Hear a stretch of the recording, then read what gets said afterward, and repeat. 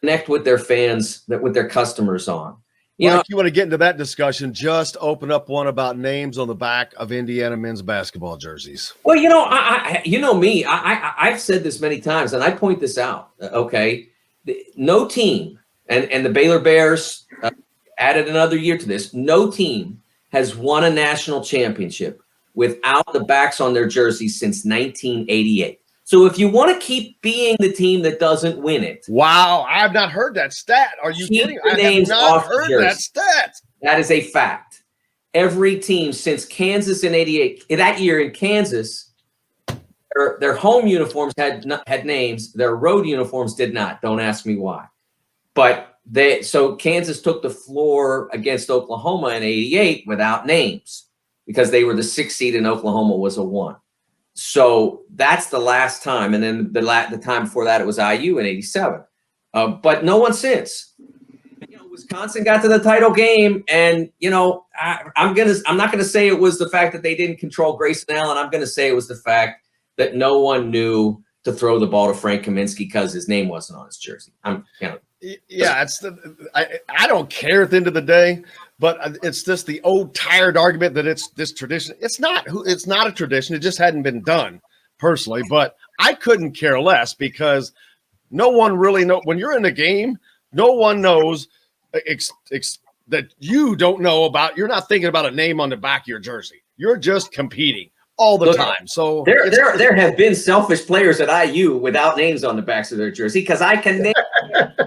I mean, let's be honest. I mean, so look, I hate the not having the names because it's a disservice to the viewer. It may, look, if you're a Hoosiers fan, you're going to know, which player is Trace Jackson Davis without having his name on his jersey. Exactly. Someone watching Indiana for the first time doesn't.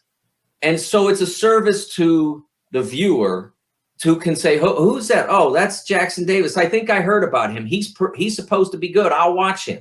It's just a service to the viewer. Those teams that don't do it, and it certainly isn't about cost, it's a disservice to the viewer. So I look, I'm all for the candy striped pants and all that, but I think that the Hoosiers, like every other team, should have their names on the backs of their jerseys because people who watch the sport want to know who the players are. Do you think it impacts recruiting? Do you think the kids care about it coming out of high school? No, I don't think so. I don't think it hurts them one way or the other.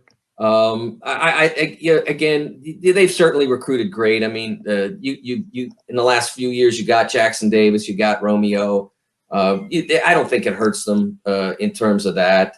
If Zion had come here, people would have figured out which one Zion was. Although I will tell you a story about the first time I saw Zion. When I went to, I had been at Peach Jam, and because Zion was an Adidas guy, and that's a whole other can of worms that I'm not opening. They had a tournament in his hometown. There was a big Spiece type complex in his hometown. So I drove up after 3 days at Peach Jam to, I can't remember, Spartanburg, I think. Yeah, he's just there. And so I drove up there and I went, and when I got there on Friday afternoon, there were no rosters left. So but there was a schedule and it said, whatever Zion's team name was playing in 15 minutes on court 3. So I go over to court 3 and I start to watch and I'm like, I don't know which one he is, but it can't be that guy because that guy's an offensive tackle, just keep it in shape next year. And then he dunked, and it's like, yeah, that is him. Yeah. Amazing, huh? It was incredible. Make sure you look out for that at the Sporting News with Mike DeCourcy. Can't thank you enough as always, man. Thanks for dropping that little bit, that tidbit. I did not know that. I'm sitting here. That's just spinning in my head now. Man, I love little tidbits like that. That's why we have the great Mike DeCourcy to get names on the back of Hoosiers jerseys. That may be an altering factor, man. That's we'll see how that affects the fan base. That's going to be interesting. Mike DeCourcy, the great Mike DeCourcy, thank you so much, man. We appreciate you. Thanks, Jim. Thanks, Kevin. Great to see you guys. Have a great rest of your day, man. Mike DeCourcy joining us.